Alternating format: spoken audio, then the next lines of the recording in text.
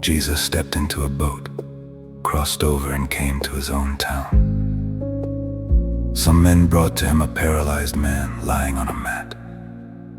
When Jesus saw their faith, he said to the man, "Take heart, son, your sins are forgiven."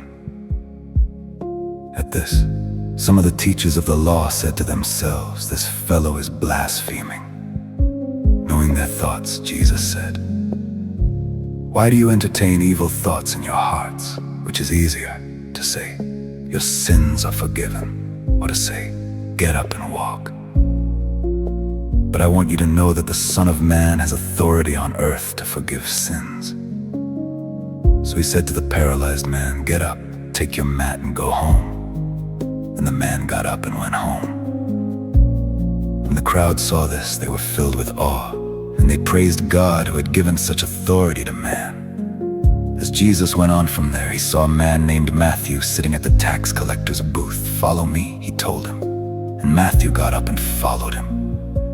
While Jesus was having dinner at Matthew's house, many tax collectors and sinners came and ate with him and his disciples. When the Pharisees saw this, they asked his disciples, "Why does your teacher eat with tax collectors and sinners?" On hearing this, Jesus said, "It is not the healthy who need a doctor, but the sick. But go and learn what this means. I desire mercy, not sacrifice, for I have not come to call the righteous, but sinners."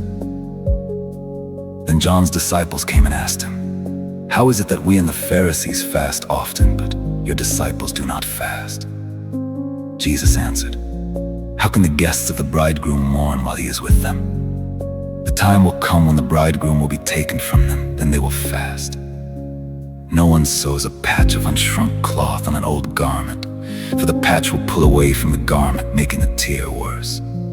Neither do people pour new wine into old wineskins. If they do, the skins will burst. The wine will run out and the wineskins will be ruined. No, they pour new wine into new wineskins, and both are preserved."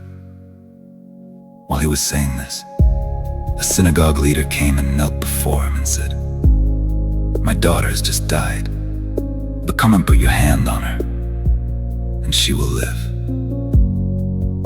Jesus got up and went with him, and so did his disciples. Just then a woman who had been subject to bleeding for 12 years came up behind him and touched the edge of his cloak. She said to herself, "If I only touch his cloak, I will be healed." Jesus turned and saw her. "Take heart, daughter," he said. "Your faith has healed you." And the woman was healed at that moment. When Jesus entered the synagogue leader's house and saw the noisy crowd and people playing pipes, he said, "Go away, the girl is not dead but asleep." But they laughed at him. After the crowd had been put outside, he went in and took the girl by the hand, and she got up. News of this spread through all that region. As Jesus went on from there, 2 blind men followed him, calling out, "Have mercy on us, Son of David." When he had gone indoors, the blind men came to him, and he asked them, "Do you believe that I am able to do this?" "Yes, Lord," they replied. Then he touched their eyes and said, "According to your faith, let it be done to you." And their sight was restored. Jesus warned them sternly, "See that no one knows about this." But they went out and spread the news about him all over that region. While they were going out, a man who was demon-possessed and could not talk was brought to Jesus. And when the demon was driven out, the man who had been mute spoke. The crowd was amazed and said, "Nothing like this has ever been seen in Israel."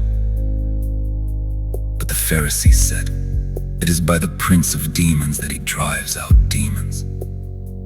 Jesus went through all the towns and villages, teaching in their synagogues, proclaiming the good news of the kingdom and healing every disease and sickness. When he saw the crowds, he had compassion on them, because they were harassed and helpless like sheep without a shepherd. And he said to his disciples, "The harvest is plentiful, but the workers are few. asked the Lord of the harvest, therefore, to send out workers into his harvest field.